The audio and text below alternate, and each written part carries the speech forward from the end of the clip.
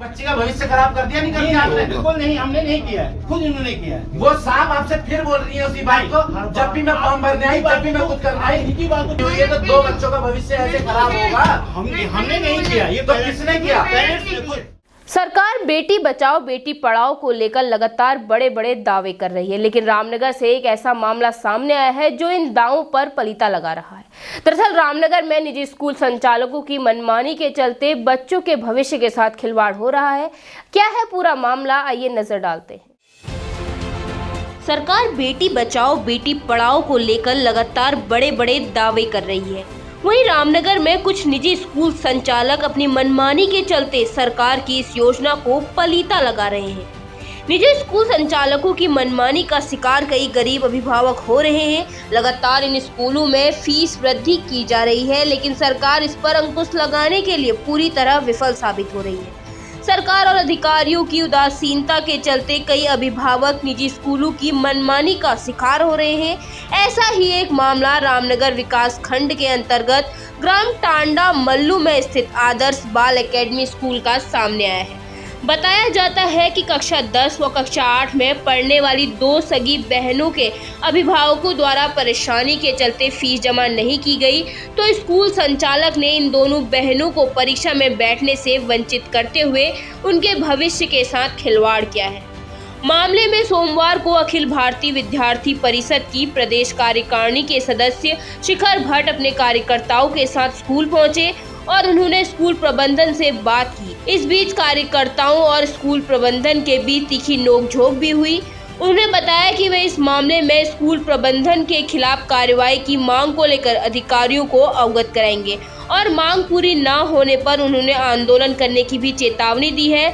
वहीं दूसरी तरफ स्कूल प्रबंधन टी चंद्रा ने लगाए गए सभी आरोपों को निराधार बताया है। मामला ये है कि एक यही स्कूल में 10th की छात्रा है और एक 8th की छात्रा है। दोनों बहनें यहीं इसी विद्यालय में पढ़ते हैं। तो उनकी आर्थिक स्थिति थोड़ी सी ठीक नहीं थी, तो उस कारण वो फ़ीस जमा नहीं कर पाए।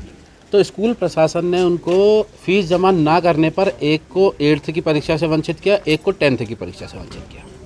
और उनका जो एंट्री कार्ड होता है वो संभाल के अपने पास रखा हुआ था और फीस के चक्कर में उन लोगों का पेपर देने से उन दोनों बहनों को वंचित कर दिया। अभी हम लोगों ने उनसे बात हो चुकी है। 8th की जो बच्ची है उसके वो पेपर कल से कराएंगे और जो 10th वाली लड़की है उसके भी पेपर होंगे। लेकिन यह है कि उसका एक परीक्षा इनके पैसों के कारण छूट गया, तो वो उसके लिए BO या SDM साहब से जैसी भी बात हो सकेगी वैसे हम प्रयास करेंगे। सरकार तो अपनी तरफ से देखिए पूरी व्यवस्था करके रखती है, हर प्रकार से सरकार बराबर काम कर रही है, लेकिन ऐसे विद्यालय जो ये चल रहे हैं ऐसे विद्यालयों को ही बंद कर देना चाहिए जो सरकार की नीतियों को मानने के वो नहीं है। अभी स्कूल के खिलाफ अब आगे से जो है इसमें पूरा प्रदर्शन होगा। आगे जो है अभी SDM साहब से बात होगी। आज CM साहब भी आ रहे हैं। CM साहब से जो है डायरेक्ट स्कूल की लिखित शिकायत की जाएगी और वहीं पर सारे अधिकारी होंगे जिनसे हाथों हाथ सारे अधिकारी को अगर जितना हो सकेगा इस स्कूल को हम अगर लाइसेंस भी निरस्त करने की अगर स्थिति बनेगी, क्योंकि आज इन्होंने एक बच्चे का भविष्य खराब किया है, कल को फिर किसी और का खराब कर सकते नहीं बैठने से अब जो है इन दो बच्चों को जो ये आर्या है समारिया, एक नाम तो मुझे कम्प्लीटली मुझे पता नहीं है क्योंकि वो प्रिंसिपल और कोऑर्डिनेटर मैडम ही ज़्यादा इस मामले में। लेकिन जहाँ तक है कि ये प्राइवेट स्कूल्स हैं, प्राइवेट स्कूल्स के जो नियम के तहत फीस से जो है हम वित्तविहीन विद्यालय है, जो भी जो है जितने भी सारे खर्चे हैं, टीचर्स का पेमेंट है, ये सब कुछ सारे जो है अभिभावकों की फ़ीस से ही चलते हैं, कोई बात नहीं। लेकिन जहाँ तक ये कह रहे हैं कि साहब हमारे फ़ीस के जो है मतलब फ़ीस जमा न करने के कारण या फ़ीस की को मतलब ज़्यादा उजागर करके हमारे बच्चों को एग्ज़ाम में नहीं बैठने दिया, ये सरासर गलत है। क्योंकि हमने अभी परसों ही एक बच्चा अंगद आया था हाई स्कूल में, उसको हमने यहाँ से 10:30 बजे जो है स्पेशली जो है हमारा प्रिंसिपल जो है वहाँ जसा गांजा स्कूल गया है जहाँ इनका सेंटर पड़ा हुआ था, वहाँ के प्रिंसिपल से रिक्वेस्ट करके और उनको 10:30 बजे जो है उसके एग्ज़ाम में उसको एंट्री करवाई है। तो इस तरीके से जो है ये कहना गलत है कि आप जो है एग्ज़ाम में फ़ीस के कारण हम उनको वंचित कर रहे हैं, ये बिल्कुल निराधार है, बिल्कुल इसमें कहीं कोई सत्यता नहीं है।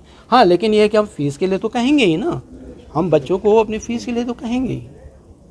अभी पता चला है कि प्रवेश पत्र भी बच्चे का जो है विद्यालय में जमा। देखिए विद्यालय का प्रवेश पत्र लेना जो है जैसे इनकी फेयरवेल पार्टी हुई थी, फेयरवेल पार्टी में जो है ये तो फेयरवेल पार्टी में भी नहीं आए बच्चों को जो फेयरवेल दिया जाता है, उसके बाद जो है इनके ग्रुप में सारे इन्फॉर्मेशन दे दी जाती है, जो भी चीज़ है वो इन्फॉर्मेशन दे दी जाती है। अब और बच्चे हैं, और बच्चों को तो जो लेके गए हैं तो उनको तो हमने ये नहीं कहा कि आप आओ और ले जाओ। जिस दिन फेयरवेल पार्टी थी इनकी बच्चों की, फेयरवेल पार्टी में उनसे कहा था कि इस तिथि को आप आ जाइए और अपने जो है प्रवेश पत्र ले जाइए और दे कम।